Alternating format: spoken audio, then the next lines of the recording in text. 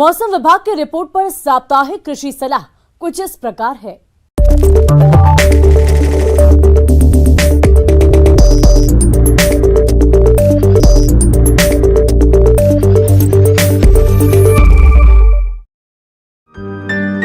ग्रामीण कृषि मौसम सेवा भारत मौसम विज्ञान विभाग श्री कर्ण नरेंद्र कृषि विश्वविद्यालय जोबनेर द्वारा भेजे गए मौसम पूर्वानुमान रिपोर्ट के आधार पर जिला सीकर और इससे लगे जिलों के किसान भाइयों को सलाह दी जाती है कि आगामी 4 दिनों के दौरान वर्षा की कोई संभावना नहीं है। अधिकतम तापमान 26 से 27 डिग्री सेल्सियस और न्यूनतम तापमान 6 डिग्री सेल्सियस रहने का अनुमान है।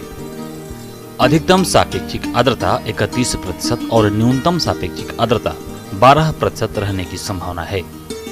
हवा की औसत गति 6 से 11 किलोमीटर प्रति घंटे की रफ्तार से रहेगी।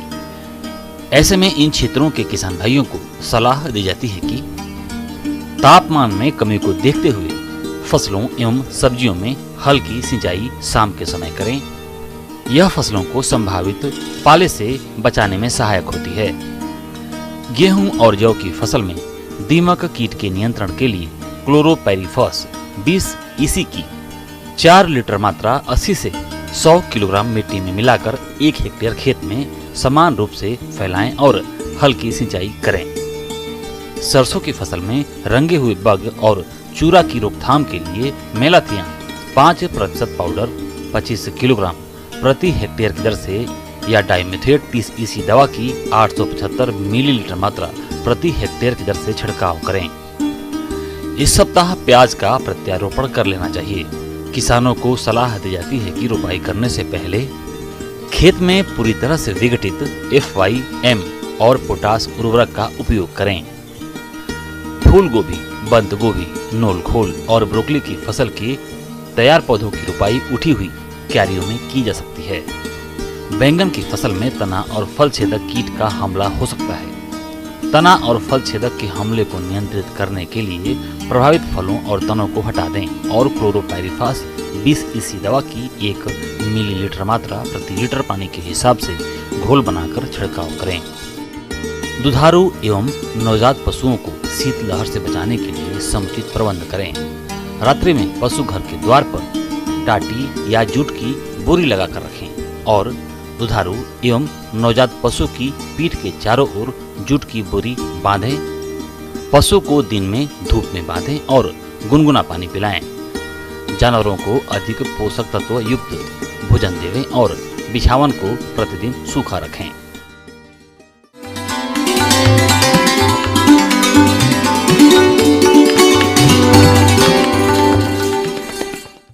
आइए जानते हैं अन्नदाता निःशुल्क फोन के माध्यम से पूछे गए समस्याओं का समाधान। आज के अन्नदाता हेल्पलाइन में जिस प्रश्न को कार्यक्रम में शामिल किया गया है उसे पूछा है 34 PBN-A जिला श्री गंगानगर के किसान सुमेर सिंह ने। आप बेल के बाग में किए जाने वाले जरूरी कार्यों पर जानकारी चाहते हैं तो सुमेर सिंह जी आपकी जानकारी के लिए प्रस्तुत है कार्यक्रम का यह अंश।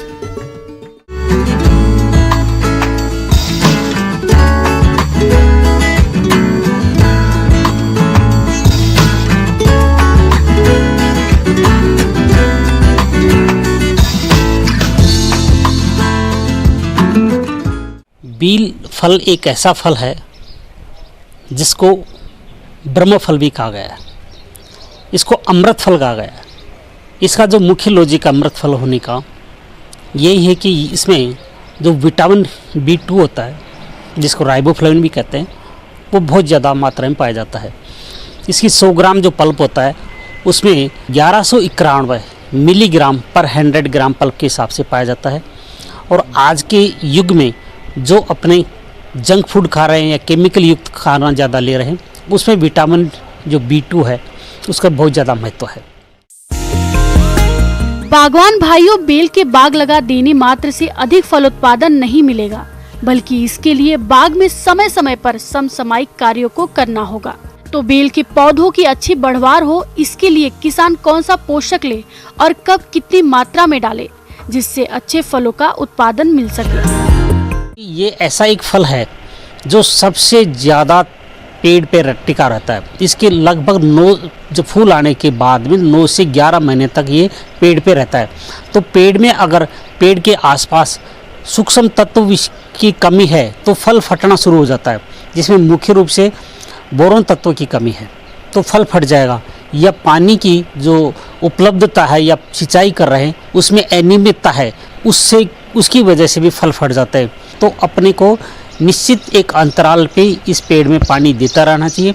और जो माइक्रोन्यूट्रेंट है जिसमें मुख्य रूप से बोरोन है उसको बेसल डोज में भी दे सकते हैं, और उसको 0.4% का घोल बना के उसके ऊपर छिड़काव कर देना चाहिए। बेल में सबसे ज़्यादा जो समस्या आती है फूल झड़ने की आती है। एक तो इसका कारण होता है, प्राकृतिक कारण भी हो सकता है, लेकिन अपने को उसका मैनेजमेंट ठीक से करेंगे तो निश्चित रूप से जो फूल है वो कम झड़ेगा। मैनेजमेंट का तात्पर्य यह है कि उसको जब फूल आता है उसके पहले ही अपने उसमें गोबर की खाद डाल दें। बेल पत्र में गोबर की खाद डालने का समय एक तो बरसात का मौसम होता है जुलाई में, या उसको फिर फरवरी मार्च में भी डाल सकते हैं। उसमें जैसे सड़ी हुई गोबरी खाद प्रति जो मेच्योर पौधा है, मेच्योर पौधे का मतलब हुआ उसकी उम्र 5 साल से अधिक है तो उसमें अपने को 40 से 50 किलो, और 10 साल से अधिक पौधा है तो उसमें 70 से 80 किलो सड़ी हुई गोबर की खाद तने को छोड़ के, और जो रिंग सिस्टम होता है बेसिन सिस्टम इरिगेशन उसमें अपने को अप्लीकेशन करना पड़ता है, देना पड़ता है। और इसी के साथ जो अपना सुपर फास्फेट के रूप में जब फास्फोरस देंगे, यूरिया देंगे, माइक्रोन्यूट्रिएंट प्रति पौधा 50 से 100 ग्राम अप्लीकेशन कर देते हैं। जो माइक्रोन्यूट्रिएंट होता है पानी वाला 15 लीटर पानी में 60 ml डाल के उसका छिड़काव करेंगे तो निश्चित रूप से वो फल फूल झड़ने की समस्या कम आएगी। एक हार्मोन आता है नेप्थलीन एसिटिक एसिड जिसको NAA बोलते हैं, उसको 15 लीटर पानी में 4 ml डाल के उसका छिड़काव करेंगे तो इस समस्या से जो फल फूल झड़ने की समस्या उससे अपने को निश्चित रूप से निजात मिलेगी। और नियमित रूप से सिंचाई करते रहना चाहिए। अगर इसमें सिंचाई में गैप दे दिया आपने, बहुत दिन तक सिंचाई नहीं की तो फल फटने की फिर समस्या आ जाती है। बूंद बूंद सिंचाई है आपके पास तो एक निश्चित अंतराल पे सिंचाई करते रहना चाहिए। बेल के बाग में लगने वाले रोगों में एक है पत्ती धब्बा रोग। इस रोग से प्रभावित पत्तियों की दोनों सतहों पर काले धब्बे बन जाते हैं जिनका आकार 2 से 3 मिलीमीटर का होता है। इन धब्बों पर काली फफूंदी नजर आती है। इस रोग के कारण पत्तियां भोजन नहीं बना पाती हैं, जिससे पौधों का विकास रुक जाता है। इसका सीधा प्रभाव फल उत्पादन पर पड़ता है। इस रोग की रोकथाम के लिए किसान भाई कार्बेडाजिम 2 ग्राम प्रति लीटर पानी में घोलकर छिड़काव करके इस रोग से पौधों को बचा सकते हैं। बेल में एक समस्या और आ जाती है, इसका जो तना है वो खराब हो जाता है तो उस समय तने के ऊपर बोर्डो पेस्ट लगा दें। बोर्डो पेस्ट नहीं लगा रहे हैं तो उसमें जो घरों में चूना का जो अपने पुताई जिसको वाइट वाशिंग बोलते हैं, वाइट वाशिंग जैसा घोल बना लें और उसमें नीला थोथा डाल दें और एक रसायन डाल दें। इन तीनों को अपने इसमें जो मेन स्टेम होता है उस स्टेम के ऊपर पुताई करने से जो कैटरपिलर लगता है, इसका बार कैटरपिलर लगता है वो नहीं लगता है और जनरली इसमें ज़्यादा बीमारियां आती नहीं है। तो इस तरह से अपना निश्चित रूप से प्रबंधन करेंगे तो बील ज़्यादा लगेगा। इसमें पत्ती वाला कोई धब्बा रोग है या बैक्टीरिया स्पॉट डिजीज लग गया तो उसमें एक निश्चित दवाइयाँ आती है, उनका आप छिड़काव करें और इस तरह से अपने को अधिक मुनाफा मिल सकता है।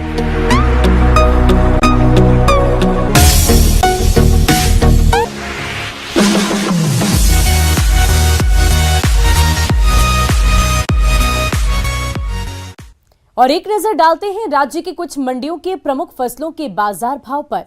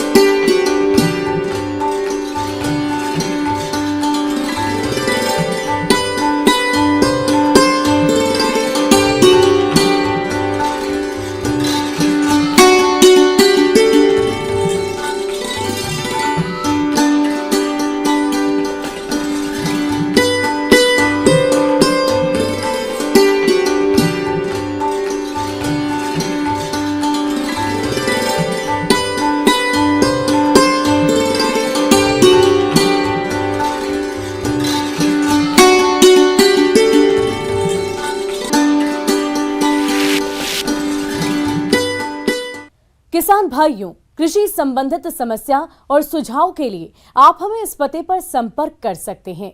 प्रोड्यूसर अन्नदाता news 18 Rajasthan, Ramoji film city, Hyderabad 501512। साथ ही आप हमें ईमेल भी कर सकते हैं। हमारा ईमेल है p18annadatarajasthan@nw18.com।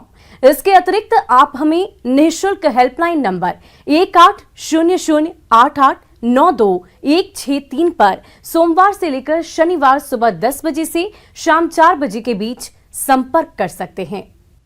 और अब समय हो रहा है आपसे विदा लेने का। कल फिर होगी मुलाकात कृषि से जुड़ी महत्वपूर्ण जानकारियों के साथ। नमस्कार।